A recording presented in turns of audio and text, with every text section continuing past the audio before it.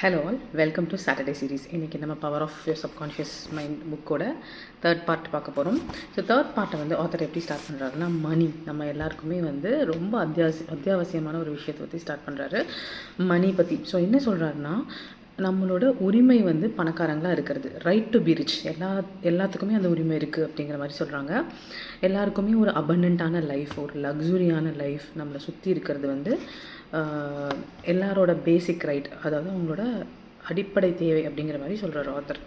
So next என்ன பண்ணியிருக்காங்கன்னு பார்த்தீங்கன்னா, நம்ம பிளட்டு வந்து ஃப்ரீயாக பாடியில் சர்க்குலேட் ஆகிட்டு இருந்தால் தான் நம்ம ஹெல்த்தியாக இருக்கோம்னு அர்த்தம். அதே மாதிரி மணி வந்து நம்ம லைஃப்பில் வந்து சர்க்குலேட் ஆகிட்டே இருக்கும்போது தான் நம்ம எக்கானமிக்கலாக ஹெல்த்தியாக இருக்கும் அப்படின்னு சொல்கிறாங்க.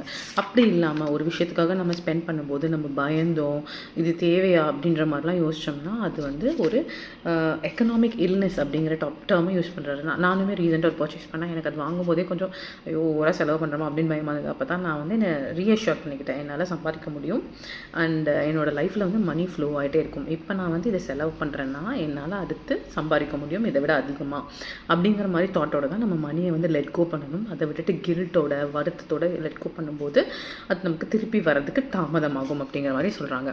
ஸோ நெக்ஸ்ட்டுன்னு பார்த்தீங்கன்னா, நம்ம இந்த மாதிரி மனநிலைமை வச்சுக்கக்கூடாது. என்கிட்ட காசே இல்லை, எனக்கு காசே பிடிக்காது, காசு தான் எல்லா பிரச்சனைக்கும் ஈவில் அப்படிங்கிற மாதிரி ஒரு சேயிங் இதுக்கு முன்னாடி சொல்லி வச்சுட்டாங்க. பட் அது உண்மையான நம்ம அதை ரீதிங்க் பண்ணுவோம். ஆக்சுவலாக மணி வந்து ஒரு சூப்பர் பவர் தானே, அதை கரெக்டாக நம்ம யூஸ் பண்ண தெரிஞ்சோம்னா அதை கரெக்டாக யூஸ் பண்ணுறோம். மணி அப்படிங்கிறது என்னென்னா ஒரு மாலிக்யூல்ஸான விஷயம். எக்ஸாம்பிள் கோல்டு இருக்குது, சில்வர் இருக்குது. ஒரு ரோட்டில் கோல்டு சில்வர்லாம் கீழே கருதுதுன்னா அந்த கோல்டு சில்வரை வச்சு தான் ஒரு நாட்டோட வெல்த்தையே நம்ம நியமனம் பண்ணுறோம். ஸோ அது வந்து ஒரு கெமிக்கல் காம்பவுண்ட். அதே மாதிரி மாலிக்யூல்ஸால் ஆனது தான் மணி மட்டும் ஏன் நம்ம ஈவில் நினைக்கிறோம்? தங்கம் வெள்ளிலாம் ஒரு நல்ல வாங்குறோம்னு நினைக்கிறோம். அது ஈவில்ங்கிற மனப்பான்மை நமக்கு இல்லை. பட் எதனால் பணம் மட்டும் ஈவில்ங்கிற மனப்பான்மை நம்ம சொசைட்டியில் இருக்குங்கிறது தெரியல.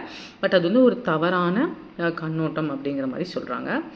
ஸோ எப்படி வந்து பாவர்ட்டி அப்படிங்கிறது ஒரு மென்டல் டிசீஸ், அதாவது வறுமைங்கிறது ஒரு மனக்குறைபாடு அப்படிங்கிற மாதிரியே சொல்கிறாங்க. ஏன்னா ஒரு வறுமைங்கிறதே உண்மை கிடையாது, நம்மளோட மைண்ட் செட் தான் அது. வறுமையை நீக்கிட்டு அபண்டன்ஸ் மைண்ட் செட் வைக்கும்போது எல்லாமே நம்மக்கிட்ட ஆட்டோமேட்டிக்காக வரும் அப்படிங்கிற மாதிரி சொல்கிறாங்க. ஸோ மணியை வந்து கெட்டதுன்னு நினச்சிக்க வேண்டாம், அது ஒரு கெட்ட விஷயம்னு நினச்சிக்க வேண்டாம் அப்படின்னு சொல்கிறாங்க. ஸோ எந்த மாதிரி ஒரு ஆட்டிடியூட் வச்சுக்கலாம் நம்ம மணியை பற்றி அப்படின்னா, I love money, I love it, I use it wisely, constructively and judicially. Money is constantly circulating in my life. I release it with joy and it returns to me multiplied in a wonderful way. இந்த மாதிரி தாட்டை தான் நம்ம மைண்டில் வச்சுக்கிறோம் அப்படிங்கிற மாதிரி சொல்கிறாங்க. ஸோ ஒரு யங் பாய் இருக்காங்க ஆஸ்திரேலியாவில். அவங்களுக்கு வந்து ஒரு பெரிய சர்ஜன் ஆகணும் அப்படின்னு ஆசை அவங்களுக்கு. ஆனால் அவங்ககிட்ட பணமே இல்லை. பட் ஆனால் வந்து இந்த ஐடியாவை வந்து நான் ஒரு பெரிய சர்ஜன் ஆகணுங்கிற ஐடியாவை வந்து அவனோட சப்கான்ஷியஸ் மைண்டில் குத்திக்கிட்டான். அவன் வந்து ஆல்ரெடி ஒரு ஹாஸ்பிட்டலில் தான் சின்ன ஒரு க்ளீனிங் பாய் மாதிரி ஒரு வேலை செஞ்சிட்ருக்கான். அப்போ அங்கே இருக்கிற ஒரு டாக்டர் வந்து அவனுக்கு வந்து என்ன சொல்லிட்டாங்கன்னா, சரி அவனுக்கு கொஞ்சம் அவனை ஹெல்ப் பண்ணுற மாதிரி இன்ஸ்ட்ருமெண்ட் ஸ்டெர்லைஸ் பண்ணுறது, இன்ஜெக்ஷன்ஸ் கொடுக்குறது, இதிலெல்லாம் வந்து அவனை டெக்னிக்கல் அசிஸ்டண்ட்டாக மாற்றிருக்காங்க ஆஃபீஸில் க்ளீனிங் பொசிஷன்லேருந்து. அப்புறம் என்னாச்சு, அவன் ரொம்ப நல்லா அந்த வேலையை செஞ்சு டாக்டருக்கு ரொம்ப சப்போர்ட்டிவாக இருந்தனால அவரோட செலவுலேயே அவனை வந்து மெடிக்கல் படிக்க வச்சுருக்காரு. ஸோ அவன் வந்து சர்ஜன் ஆகணும்னு நினச்சான். பட் ஆட்டோமேட்டிக்காக ஒரு வழி பிறக்குது அப்படிங்கிறத ஆத்தரத்தில் ஹைலைட் பண்ணி காட்டுறாங்க.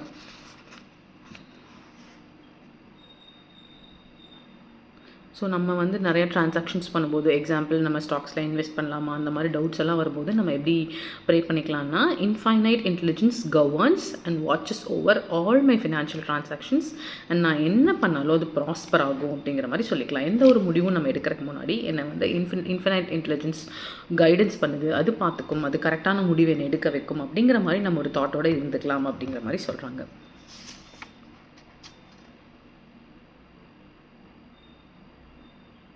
ஸோ நம்ம நிறையா பேர் பார்த்துருக்கோம், நிறையா திருடுவாங்க. எக்ஸாம்பிள் ஒரு டிபார்ட்மெண்டல் ஸ்டோர்லலாம் இருக்கும்போது திருடுவாங்க. திருட்டு அப்படிங்கிறது ஒரு ரொம்ப பற்றாக்குறையான ஒரு ஸ்டேட் ஆஃப் மைண்டுன்னு சொல்கிறாங்க. ஏன்னா என்கிட்ட ஒன்று இல்லை அப்படின்னு நினச்சி தான் நான் போய் திருட நினைப்பேன். அதை விட்டுட்டு என்கிட்ட எல்லாமே இருக்குது, எனக்கு வேண்டுங்கிறது எனக்கு கிடச்சிரும் அப்படிங்கிற மாதிரி நம்ம முயற்சி பண்ண ஆரம்பித்தோம்னா நம்மக்கிட்ட தன்னால் எல்லாம் வந்து சேர்ந்துடும். அந்த டெஃபிசிட் மைண்ட் செட்டில் யாரும் இருக்க வேண்டாம் அப்படிங்கிற மாதிரி சொல்கிறாங்க. நம்ம லைஃப்பில் சுற்றி நிறைய ரிசோர்ஸஸ் இருக்குது, அபண்டன்ஸ் இருக்குது, நம்ம தான் வேணுங்கிறத தேடி போய்க்கணும். பற்றாக்குறையில் யாருமே இல்லை, அது ஒரு தற்காலிகமான மைண்ட் செட் அப்படின்னு சொல்கிறாங்க.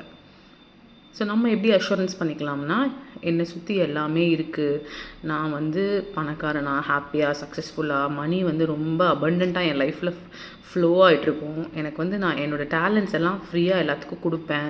அதுக்கு பதிலாக எனக்கு வந்து ரொம்ப ஃபினான்ஷியல் அபண்டன்ஸ் பிளெஸ்ஸிங்ஸ் வரும். சில பேர்லாம் என்னென்னு பார்த்திங்கன்னா, தனக்கு தெரிஞ்ச ஒரு விஷயத்த அடுத்தவங்களுக்கு சொல்லியே கொடுக்க மாட்டாங்க. ஏன்னா அவன் பெரிய ஆளாயிருவான் அப்படின்னு நினைப்பாங்க. பட் அந்த மாதிரி ஒரு மைண்ட் செட் இல்லாமல், நான் எனக்கு தெரிஞ்சதை இன்றைக்கி ஒருத்தவங்களுக்கு சொல்லி கொடுத்தேன்னா, அதை விட இன்னுமே அறிவு எனக்கு தான் வரதானே போகுது. நாலேஜ் வந்து எப்போவுமே ஷேர் பண்ண இம்ப்ரூவைஸ் தானே ஆகும் அப்படிங்கிற மாதிரி தாட்டோட தான் நம்ம இருக்கிறோம் அப்படிங்கிற மாதிரி சொல்லியிருக்காங்க.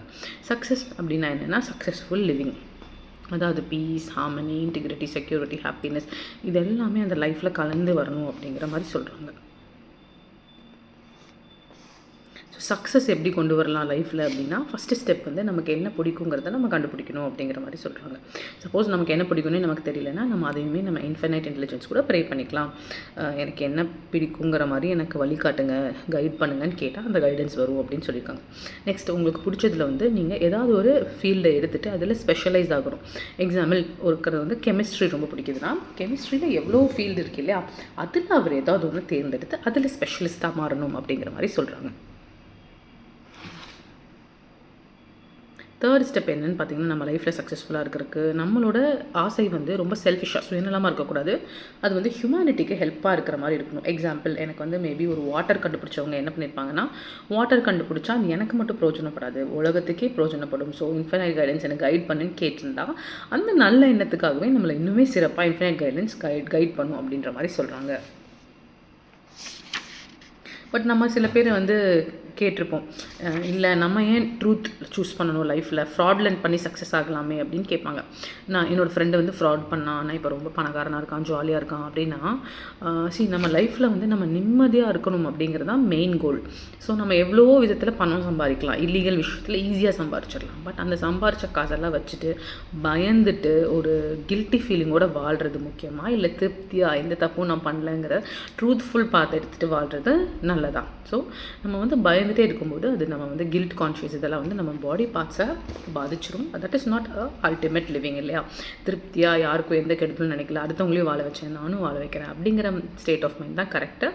ஸோ அதுதான் கரெக்ட் அப்படின்னு சொல்கிறாங்க. எக்ஸாம்பிள், ஒரு பிக் பாக்கெட்டே இருக்கான்னா, அவன் ஒவ்வொரு செகண்டும் அவன் லைஃப்பில் போலீஸ் என்ன பிடிச்சிரும் பய உணர்வோடவே வாழ்கிறான். அப்படி பயந்து வாழ்கிறக்கா நம்மளாம் பிறந்திருக்கோம் அப்படிங்கிற மாதிரி கேட்குறாங்க. ஸோ நம்ம சப்கான்ஷியஸ் மைண்டோட லாஸை வந்து கற்று வச்சுக்கிட்டோம்னா, லைஃப்பில் எப்பேற்பட்ட சூழ்நிலை வந்தாலும் அதை யூஸ் பண்ணி நமக்கு பாசிட்டிவாக எல்லாத்தையும் மாற்றிக்கலாம் அப்படின்னு சொல்கிறாங்க. அப்போ ஒரு மூவி ஆக்டர் இருக்கார். அவர் வந்து ஸ்டார்டிங்லேருந்தே நான் வந்து மூவிஸில் வரணும்னு ரொம்ப பேஷனேட்டாக இருக்கார். ஆனால் அதுக்கேற்ற மாதிரி எனக்கு குவாலிஃபிகேஷன் இல்லை, கான்டாக்ட்ஸோ இல்லை, என்ன பண்ணுறதுன்னு. பட் அவர் வந்து இமேஜின் பண்ணிகிட்டே இருக்கார், தியேட்டரில் அவரை பார்க்குற மாதிரி. பட் ஒன் ஃபைன் டே வந்து அதே மாதிரி அவர் ஒரு தியேட்டரில் மூவி ஆக்டராக, லீடிங் ஆக்டராக ரிலீஸ் ஆகிருக்காரு. அதே மாதிரி ஒரு ஃபார்மசிஸ்ட் இருந்திருக்காரு. சொந்தமாக வந்து அவர் பேரில் ஒரு ஃபார்மசி தொடங்கணுங்கிறது அவருக்கு ரொம்ப பெரிய ஆசையாக இருந்திருக்கு. அப்போ அவர் இமேஜின் பண்ணிகிட்டே இருந்திருக்காரு, பாட்டில்ஸ் எல்லாம் அரேஞ்ச் பண்ணுற மாதிரி, வைக்கிற மாதிரி ரொம்ப ஆசையாக இருந்திருக்காரு. ஸோ அப்படியே என்ன இருக்குது, அந்த கரண்ட் பொசிஷன்லேருந்து டிஸ்சார்ஜ் ஆகி வேறு பொசிஷன் போயிட்டு ஒரு பெரிய லார்ஜ் செயின் ஸ்டோர் கூட அசோசியேட் ஆகி அவரோட ட்ரீம் ஃபார்மசி அவர் ஓப்பன் பண்ணிட்டார்.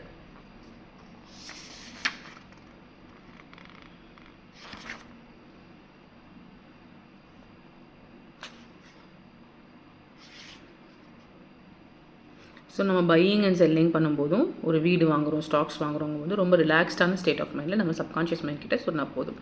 எனக்கு எது பெஸ்ட்டோ அதை வந்து நீ எனக்கு அமைச்சு கொடு அப்படின்னு கேட்டனாலே அது நமக்கு பெஸ்ட்டாக அமைச்சு கொடுத்துரும் அப்படின்னு சொல்கிறாங்க.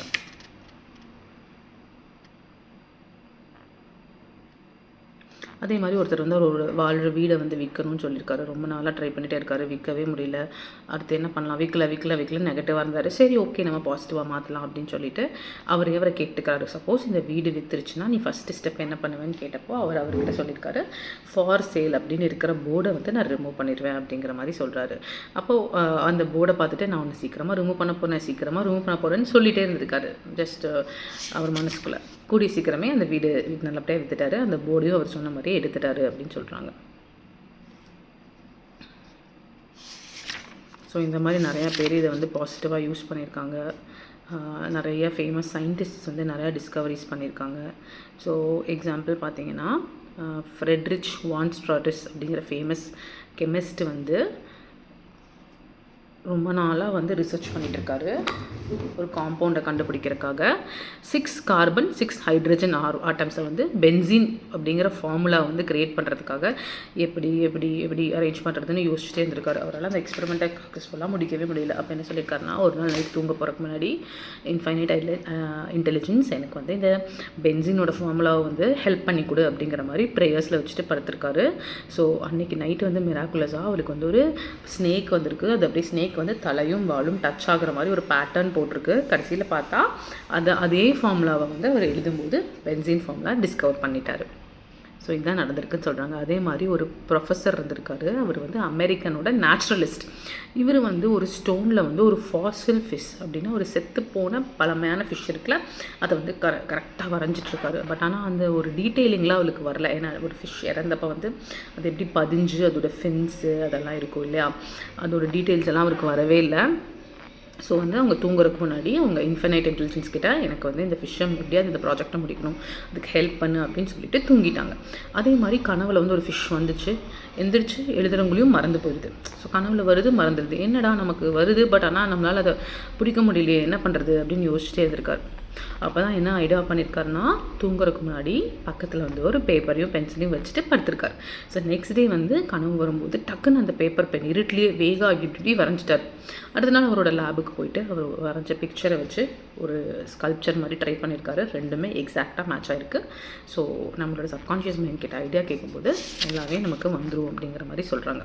அதே மாதிரி இன்சுலின் அப்படிங்கிறது எவ்வளோ மிகப்பெரிய டிஸ்கவரி இல்லை. இந்த இன்சுலினால் இப்போ எவ்வளோ பேர் சுகர் ப்ராப்ளம்லேருந்து தப்பிச்சிட்ருக்காங்க. டாக்டர் ஃப்ரெட்ரிக் பேண்டிங்கிறவர் தான் கெனடியன் ஃபிசிஷியன் அண்ட் சர்ஜர். அவரும் இந்த இன்சுலினை வந்து டிஸ்கவர் பண்ணதே அவரோட சப்கான்ஷியஸ் மைண்டோட ஹெல்ப்பில். தூங்குறதுக்கு முன்னாடி இந்த ப்ராப்ளம்க்கு ஒரு சொல்யூஷன் கொடு அப்படின்னு கேட்டு டாகுக்கிட்டேருந்து தான் ஒரு பேன்க்ரியாட்டிக் டக்ல இருந்து தான் இந்த இன்சுலினை எடுத்திருக்காரு. ஸோ நம்ம ஒவ்வொரு ப்ராப்ளமையும் நினச்சி டிஸ்கரேஜ் பண்ணாமல் எனக்கு சொல்யூஷன் காட்டுன்னு நம்ம சப்கான்ஷியஸ் மைண்ட் கூட கேட்டோம்னா ஈஸியாக நமக்கு சொல்யூஷன் வந்துடும் அப்படிங்கிற மாதிரி சொல்கிறாங்க.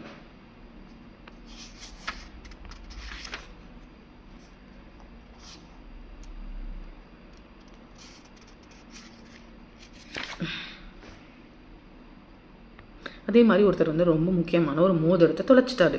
எங்கே தொலைச்சேனே தெரில. எல்லா பக்கமும் தேடி என்ன பண்ணுறதுனே தெரியல அவருக்கு. ஐயோ என்ன பண்ணுறதுன்னு சொல்லிட்டு சப்கான்ஷியஸ் மைண்ட் கிட்ட ஹெல்ப் கேட்டிருக்காரு. தூங்குறதுக்கு முன்னாடி சப்கான்ஷியஸ் மைண்ட் இந்த ரிங் வந்து எனக்கு ரொம்ப வேல்யூபிள், இது எப்படியாவது கிடைக்கிறக்கு எனக்கு உதவி பண்ணுன்னு சொல்லிட்டு படுத்துட்டார். ஸோ அவருக்கு வந்து உடனே அந்த ரெஸ்பான்ஸ் வரல. சம்டைம்ஸ் உடனே வராது. ஸோ கொஞ்சம் டைம் கொடுக்கணும் நம்ம. அப்போ திடீர்னு அவர் ஏதோ வேலை பண்ணிட்டு இருக்கும்போது ஒரு தாட் வருது, நீ ராபர்ட் கிட்ட கேளு அந்த ரிங்கை பற்றி அப்படின்ற அந்த தாட் வருது. அப்போ அவர் நினச்சிருக்காரு, ராபர்ட்டே குட்டி பையனாச்சு, அவனுக்கு என்ன தெரியும் ரிங்கை பற்றி, சரி எதுக்கும் கேட்போம் அப்படின்னு சொல்லிட்டு ராபர்ட் வந்து அவரோட பக்கத்து வீட்டு போய் ராபர்ட் கிட்ட போய் கேட்டிருக்காரு. ராபர்ட் என்னோட ரிங்கை பார்த்தியான்னு. ஓ ஆமாம், நான் விளையாடிட்டு இருக்கும்போது அங்கே இருந்தது, நான் எடுத்து என்னோட டெஸ்க்குள்ளே வச்சுருக்கேன் அப்படின்னு சொல்லிட்டு ராபர்ட் வந்து அந்த ரிங்கை வந்து பத்திரமா கொண்டு வந்து கொடுத்துட்டானாமா. ஸோ இந்த மாதிரி தான் நம்மளோட சப்கான்ஷியஸ் மைண்ட் நம்மளை வழிகாட்டும். நிறையா விஷயங்கள்ல நிறைய பேர் இதை யூஸ் பண்ணியிருக்காங்க வேர்ல்டு வைடாக. நமக்கும் இதை கரெக்டாக யூஸ் பண்ண சொல்லணும் அப்படின்னு சொன்னாங்க. ஸ்லீப் அப்படிங்கிறத பற்றி பயங்கரமாக பேசுகிறாங்க இந்த டாப்பிக்கில். நிறையா பேர் நினைக்கிறோம் எனக்கு ஸ்லீப்லாம் வேணாம்ப்பா, நான் ஒரு 2 மணி நேரம் தூங்கினாலே நல்லா ஃபங்க்ஷன் பண்ணுவேன் அப்படிங்கிறது வந்து தட் இஸ் நாட் குட் அப்படின்னு சொல்கிறாங்க. ஸ்லீப் அப்படிங்கிறது ஆக்சுவலாக பார்த்திங்கன்னா என்ன நடக்குதுன்னா, நம்ம பாடி பார்ட்ஸ் எல்லாம் கவனிச்சோம்னா எதுவுமே வந்து ஸ்லீப் டைமில் தூங்குறது இல்லை.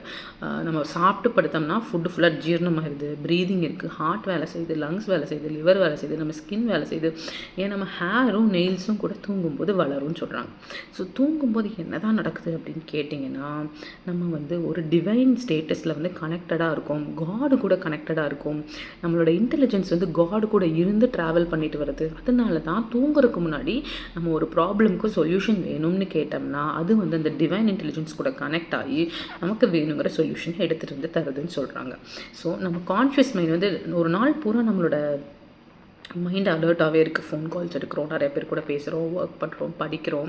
ஸோ அலர்ட் மோட்லேயே இருக்கும் இல்லையா. ஸோ ஹியூமன் பீயிங்கை வந்து ஒரு அலர்ட்டாகவே ரொம்ப நேரம் வச்சுட்டு இருந்தால் அவங்களால நல்லா ஃபங்க்ஷன் பண்ண முடியாது. ஒரு பாஸ் கொடுக்கணும், ரெஸ்ட் கொடுக்கணும், அதுதான் ஸ்லீப். அந்த ஸ்லீப் டைமில் நம்மளோட மைண்டு வந்து காடு கூட தான் போய் இணைஞ்சிட்டு வருது. அந்த ரெஸ்ட்டு வேணும். அப்போ தான் அடுத்த நாள் வந்து அவங்களால ப்ரொடக்டிவாக எடுக்க முடியும். ஸோ லேக் ஆஃப் ஸ்லீப்புங்கிறது பெரிய ப்ராப்ளம். ஸ்லீப்புக்கு ரொம்ப ப்ரையாரிட்டி கொடுங்க அப்படிங்கிற மாதிரி சொல்கிறாங்க. நீங்கள் வேணால் பாருங்களேன், நம்ம தூங்காமல் இருந்தால் நம்ம எப்படி இருப்போம், செமையாக கோவம் வந்துகிட்டே இருக்கும், இரிட்டேட்டிங்காக இருப்போம், டிப்ரெஸ்டாக இருப்போம், செம மூடியாக இருப்போம். எல்லா ஹியூமன் பீயிங்ஸ்க்கும் மினிமமாக 6 hours ஸ்லீப் தான் வேணும் அப்படின்ற மாதிரி சொல்கிறாங்க. ஸோ இதெல்லாம் வந்து ஸ்லீப்பை பற்றி கன்ஃபார்ம் பண்ணுறதுக்கு ஆர்மி எக்ஸ்பெரிமெண்ட் சிலதெல்லாம் நடத்திருக்காங்க. இந்த ஆர்மி எக்ஸ்பெரிமெண்ட்டில் என்ன பண்ணியிருக்காங்கன்னு பார்த்தீங்கன்னா, நிறையா பேரை வந்து தூங்க விடாமல் வச்சுருக்காங்க. இந்த மாதிரி தூங்க விடாமல் வைக்க என்ன ஆயிடுச்சுன்னு பார்த்தீங்கன்னா, பாடி வந்து மைக்ரோ ஸ்லீப் சைக்கிள்ஸ்குள்ளே போகுது. அப்படின்னா என்னென்னா, முழிச்சிட்டே தான் இருப்பேன், எனக்கே தெரியாமல் 1 செகண்ட் நான் தூங்கிடுவேன். அப்புறம் பார்த்தீங்கன்னா ஒரு 1/2 செகண்ட் தூங்குவேன், 30 செகண்ட் 20 செகண்ட்ஸ்லாம் தூங்குவேன். நம்ம வந்து நிறையா பேர் ட்ரைவ் பண்ணும்போது இந்த மாதிரி நடக்கிறத நம்ம நிறையா பார்த்துருக்கோம். ஸோ தூங்கமே இல்லாதப்ப ஹியூமன் பீயிங்ஸோட மெமரியை வந்து அது கொஞ்சம் கொஞ்சமாக சாப்பிட்ரும். ஸோ தூங்கங்கிறது ரொம்ப ரொம்ப முக்கியம் அப்படிங்கிற மாதிரி சொல்கிறாங்க. அதே மாதிரி ஒரு பர்சனுக்கு வந்து ஒரு ஜாப் ஆஃபர் வந்துருச்சு. ஸோ அவங்களால அந்த ஆஃபரை எடுக்கலாமா இல்லை வேண்டான்னு சொல்லலாமான்னு ஒரு கன்ஃபியூஷன், முடிவெடுக்க முடியல. அப்போ இவங்க என்ன சொல்லிட்டாங்கன்னா, தூங்குறதுக்கு முன்னாடி சப்கான்ஷியஸ் மைண்ட் கிட்ட எனக்கு முடிவெடுக்க முடியல, நீ என்னை கைட் பண்ணு அப்படின்னு சொல்லிட்டு தூங்கிட்டாங்க. அடுத்த நாள் அவங்களுக்கு ஒரு ஃபீலிங் வந்திருக்கு, இந்த ஆஃபரை எடுக்க வேண்டாம் அப்படின்ற மாதிரி. சப்கான்ஷியஸ் மைண்ட்லேருந்து சரின்னு சொல்லிட்டு அவங்க அந்த ஆஃபரை ரிஜெக்ட் பண்ணிட்டாங்க. அப்புறம் பார்த்தா கொஞ்ச நாளில் அந்த கம்பெனி வந்து பேங்க்ரப்ட் ஆயிடுச்சு. தேங்க்ஃபுல்லி அவங்க அந்த வேலையை எடுத்திருந்தாங்கன்னா அவங்க கெரியருக்கும் பெரிய ப்ராப்ளமாக இருக்கும். ஸோ செகண்ட் வேர்ல்டு வார் வரதுக்கு முன்னாடியே நிறையா பேருக்கு வந்து ட்ராவல் பண்ணுற பிளான்ஸ் இருந்திருக்கு. ஒருத்தருக்கு அவர் சொல்லியிருக்காரு, பேர்ல் ஹார்பர் வந்து அட்டாக் செய்யப்படுது, நீ ட்ராவல் பண்ணாதன்னு அவருக்கு தோணுச்சாமா. அதையவே மதித்து அவர் ட்ராவல் பண்ணல. ஸோ அதே மாதிரி பேர்ல் ஹார்பர் அட்டாக் ஆச்சு அப்படின்னு சொல்கிறாங்க. நிறைய பேர் இப்படி தான் சொல்லியிருக்காங்க. ஸோ நம்மளோட கான்செப்ட் என்னென்னா, sleep in peace and wake up in Joy. நம்ம தூங்கும்போது நம்ம டாப் டு பாட்டம் எல்லா கவலையும் மறந்து ரிலாக்ஸ்டாகி நம்ம பாடி ஹாப்பியாக தூக்கத்துக்கு போகிறோம். ஏன்னா நம்ம ஒவ்வொரு நாளும் காட் கூட இணைய போகிறோம். நம்மளோட இன்ஃபைனைட் இன்டெலிஜென்ஸ் கிட்டேருந்து நம்ம என்ன வேணால் கேட்டுட்டு வரலாம். அப்போ ஸ்லீப்புங்கிறது எவ்வளோ பெரிய சூப்பர் பவர் இல்லையா அப்படிங்கிறத தெரிஞ்சு நம்ம தூங்கிட்டு காலையில் ரெஃப்ரெஷ் ஆகி ஃப்ரெஷ்ஷாக ஒவ்வொரு நாளையும் ஒரு புது சாப்டர் ஆஃப் லைஃப் மாதிரி பார்க்குறோம் அப்படிங்கிற மாதிரி சொல்லியிருக்காங்க. நெக்ஸ்ட்டு வந்து டிவோர்ஸ் பற்றி பேசுகிறாங்க. நிறைய பேருக்கு ரிலேஷன்ஷிப் இஷ்யூ இருக்குது, டிவோர்ஸில் போய்ட்டுருக்கு.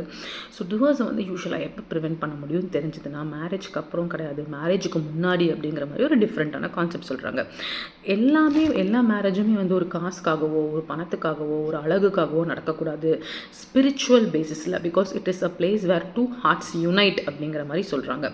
எக்ஸாம்பிள், ஒரு பையன் வந்து இந்த பொண்ணு அழகாக இருக்கா, இவ்வளோ கல்யாணம் பண்ணிக்கிட்டா எனக்கு நிறையா பணம் வரும், அது வந்து ஒரு மேரேஜ்க்கான மையமாக இருக்கக்கூடாது. அந்த மாதிரி மேரேஜ் வந்து ரொம்ப நாள் லாஸ்ட் ஆகாதுன்னு சொல்கிறாங்க. ஸோ அதே மாதிரி ஒரு பொண்ணு வந்து இவன் நல்லா சம்பாதிக்கிறான், இவன் ஹேண்ட்ஸமாக இருக்கான், இவனை நல்லா ப்ரொடெக்ட் பண்ணுவான், இவனை கல்யாணம் பண்ணிக்கிட்டா நிறையா சொத்து வருங்கிற மாதிரி பேசிஸில் யாரையுமே நம்ம கல்யாணம் பண்ணிக்கக்கூடாது. அந்த மேரேஜ் கல்யாணம் பண்ணும்போது அது வந்து ஒரு யூனியன் ஆஃப் ஹார்ட்ஸாக இருக்கணும். கடவுளுக்கு சாட்சியாக கல்யாணம் பண்ணிப்பாங்க 2 பேரும். அண்ட் ரொம்ப ட்ரூத்ஃபுல்லாக ஃப்ராங்காக ஒருத்தருக்கு ஒருத்தர் இருக்கணும். எந்த விஷயத்தையும் மறைக்காமல் உண்மையாக நடந்துக்கும் போது தான் அந்த பாண்ட் வந்து ரொம்ப ரொம்ப அழகாக மாறும் அப்படிங்கிற மாதிரி சொல்கிறாங்க. ஸோ வந்து டிவோர்ஸ் பண்ணலாமா வேண்டாமா அப்படிங்கிறத நம்ம ஜென்ரலைஸ் பண்ண முடியாது. அது வந்து case to case basis. Example, ஒருத்தவங்க ரொம்பவே டாக்ஸிக் மேரேஜில் இருக்காங்க, ஹஸ்பண்ட் அடிக்கிறாங்க, துன்புறுத்துறாங்கன்னா அதில் இருங்கன்னு சொல்கிறது ரொம்ப தவறான விஷயமா இருக்கும். அதே மாதிரி அந்த பையனுக்கு வந்து அந்த பொண்ணு வந்து சரியில்லை அப்படிங்கும்போது அவங்களும் நம்ம அப்படி சொல்ல முடியாது. ஸோ கேஸ் டு கேஸ் பேசிஸ்லாம் டிசைட் பண்ணணும். சப்போஸ் நீங்கள் டிவோர்ஸ் பண்ணணும்னு நினச்சிட்டிங்கன்னா ஓகே, ரிவர்ஸ் பண்ணிடுங்க. பட் ஆனால் வந்து எதனால் இப்படி ஆச்சு அப்படிங்கிறத கொஞ்சம் நம்ம யோசிச்சு பார்க்கணும். ஏன்னா நம்ம எல்லாருமே சந்தோஷமாக வாழ்கிறதுக்காக படைக்கப்பட்டவங்க. ஸோ ஏதாவது ப்ராப்ளம் வருதுன்னா அது நம்மளோட மன குறைபாடு தான் காரணமாக இருக்கும் அப்படிங்கிற மாதிரி சொல்கிறாங்க. அந்த மனக்குறைபாடை சரி பண்ணிவிட்டு அடுத்து ப்ரொசீட் பண்ணும்போது எல்லாமே பாசிட்டிவாக மாறும் அப்படிங்கிற மாதிரி சொல்கிறாங்க. ஸோ அவங்க எப்படி நினச்சிக்கலாம்னா, I attract the right woman, infinite intelligence, எனக்கு கரெக்டான துணையை தேர்ந்தெடுத்து கொடுங்க. அவங்க வந்து ரொம்ப நல்லவங்களாக இருக்கணும், நல்ல ஒரு பாசிட்டிவ் ஹார்ட்டடாக இருக்கணும், ஸ்பிரிச்சுவலாக இருக்கணும், லாயலாக ஃபெய்த்ஃபுல்லாக இருக்கணும், பீஸ்ஃபுல்லாக ஹாப்பியாக இருக்கணுன்ற மாதிரி வேண்டிக்கோங்கன்னு சொல்கிறாங்க. அதே மாதிரி ஒருத்தங்களுக்கு வந்து ஒரு 3 டைம் கல்யாணம் ஆயிடுச்சு, 2 டைம் டிவோர்ஸ் ஆகி 3rd டைம் கல்யாணம் பண்ணி 3rd டைமும் அது டிவோர்ஸில் போய் முடியுது. திஸ் இஸ் வெரி அப்நார்மல் இல்லையா? ஸோ அப்போ வந்து அந்த பொண்ணுக்கிட்ட கேட்கும்போது என்ன பண்ணுறது, எல்லாருமே இப்படி இருக்காங்க, எனக்கு அடிமை மாதிரி இருக்காங்க அப்படின்னு சொல்லியிருக்கான். அந்த 3 பேருமே ரொம்ப அடிமையாக இருந்திருக்காங்க இவளுக்கு. ஸோ ப்ராப்ளம் அவங்கக்கிட்டையா இல்லை இந்த பொண்ணுக்கிட்டையான்னு பார்க்கும்போது இந்த பொண்ணு வந்து ரொம்ப டாமினண்ட்டாக இருந்திருக்கா. ஈவன் அவளுக்கு வந்து ஒரு நல்ல மேஸ்குலினான டாமினியரங்கான பையன் வேணுங்கிற ஆசை இருந்தாலுமே அவளோட மனதளவில் வந்து நான் சொல்கிறதெல்லாம் கேட்டு நடந்தால் நல்லாயிருக்குமே அப்படிங்கிற மாதிரி ஒரு ஆசை இருந்திருக்கு. ஸோ நம்ம முன்னாடி பார்த்தோம் இல்லையா, 2 கான்ஃப்ளிக்டிங் ஆசை இருக்கும்போது எதுக்கு நம்ம அதிக பவர் கொடுத்துருக்கோமோ அது நிறைவேறும். ஸோ அவளுக்கே தெரியாமல் அவள் சப்மிசிவ் பெண்ணை அவள் லைஃப்பில் அட்ராக்ட் பண்ணிகிட்டு இருக்கா. ஸோ அவள் வந்து இனிமேல் மாற்றி நினைக்கலாம் அப்படின்னு சொல்லிட்டு நினைக்க ஆரம்பிச்சிட்டான். I attract a husband who is strong, powerful, loving, masculine, success, honest, loyal, faithful, I will follow where he leads அப்படிங்கிற மாதிரிலாம் வேண்டியிருக்கான். ஸோ கொஞ்சம் நாள் கழித்து அவள் வந்து சர்ச்சில் வந்து ஒரு ஃபாதரை மீட் பண்ணியிருக்கா. அவர் பார்த்திங்கன்னா பயங்கரமான ஒரு ஃபார்மர் ஃபுட்பால் பிளேயர், அத்லெட்டு, பயங்கர டீப்லி ஸ்பிரிச்சுவல் மேனாமா. அவருக்கும் பார்த்தோன்னே இந்த பொண்ணு மேலே அட்ராக்ட் ஆகி 2 பேருமே வந்து கல்யாணம் பண்ணியிருக்காங்க. இதுதான் நடந்திருக்கு. ஸோ டிவோர்ஸ் வந்து சொன்ன மாதிரி ஒரு இண்டிவிஜுவல் ப்ராப்ளம் தான், நம்ம அதை வந்து டிஃபைன் பண்ண முடியாது அப்படின்னு சொல்லியிருக்காங்க. டிவோர்ஸ் வந்து மைண்டில் தான் ஸ்டார்ட் ஆகுது. ஸோ அதை கூட நம்ம மாற்றி யோசிச்சுட்டு எவ்ரிடே வந்து லவ், பீஸ்ஃபுல்லாக, ஹாப்பியாக, ரேடியண்ட்டாக இருக்கும் அப்படிங்கிற மாதிரி நம்ம சொல்லியிருக்கலாம். நாகிங் ஒய்ஃப்லாம் இருப்பாங்க சில பேர், ரொம்ப நச்சு பண்ணிகிட்டே இருப்பாங்க. அது வந்து the quickest way for man to get rid of you அப்படின்னு சொல்கிறாங்க. சில பேர் வந்து சில பசங்க வந்து ஒய்ஃபை ரொம்ப சந்தேகப்பட்டே இருப்பாங்க. இவள் வேறு பசங்க கூட பேசுகிறா, வேறு யார் கூட போகிறா அப்படின்னு நினைக்கிறவங்களுக்கு அதே மாதிரியே நடந்துருது. நம்ம இதை பற்றி நம்ம ரொம்ப பயப்படுறோமோ நம்ம லைஃப்பில் இவென்ச்சுவலி அதுதான் நடந்துருது அப்படிங்கிற மாதிரி சொல்கிறாங்க. அதே மாதிரி நம்மளோட மேரேஜில் இருக்கிற ப்ராப்ளம்ஸை வந்து யாருக்கிட்டையும் டிஸ்கஸ் பண்ண வேண்டாம் அப்படின்னு சொல்கிறாங்க. It is very personal. நம்மளோட பார்ட்னர் வந்து ஒரு தப்பு பண்ணிட்டாங்கன்னா அதை நம்ம மன்னிச்சு மூவ் ஆனாக சரி பண்ணணும். ஏன்னா ஒரே ரூஃப் கடையில் எப்படிப்பட்ட ஒரு ஆள் கூட இருந்தாலுமே நமக்கு வாக்குவாதங்கள், சண்டைகள் வரதுக்கு வாய்ப்பு இருக்குது. இவன் தான் கெட்டவன் நினைக்காம இந்த இடத்துல வேற ஒருத்தர் இருந்தாலும் இப்படி நடந்திருக்கக்கூடிய சாத்தியக்கூறு இருக்குது. ஸோ நம்மக்கிட்ட என்ன தப்பு இருக்கோ நம்ம அதை மாற்றிக்கலாம் அப்படின்னு நினைக்கும் போது கொஞ்சம் ஈஸியாக மூவ் ஆன் ஆக முடியுது மேரிட்டல் ரிலேஷன்ஷிப்ஸில் அப்படிங்கிற மாதிரி சொல்கிறாங்க. ஒவ்வொரு டைமும் மன்னிச்சுக்கோங்க, ஒவ்வொரு சின்ன மிஸ்டேக்ஸ்க்கெலாம் you should forgive each other அப்படிங்கிற மாதிரி சொல்கிறாங்க. ஸோ அவ்வளோதான், இதை பற்றி டிஸ்கஸ் பண்ணியிருக்காங்க. மேலும் என்ன நடக்குதுன்னு நம்ம ஃபைனல் வீடியோவில் பார்க்கலாம். கான்செப்ட்ஸ் அப்ளை பண்ணிங்களா, எவ்வளோ யூஸ்ஃபுல்லாக இருந்துச்சுன்னு கமெண்ட் பண்ணுங்கள். தேங்க்யூ.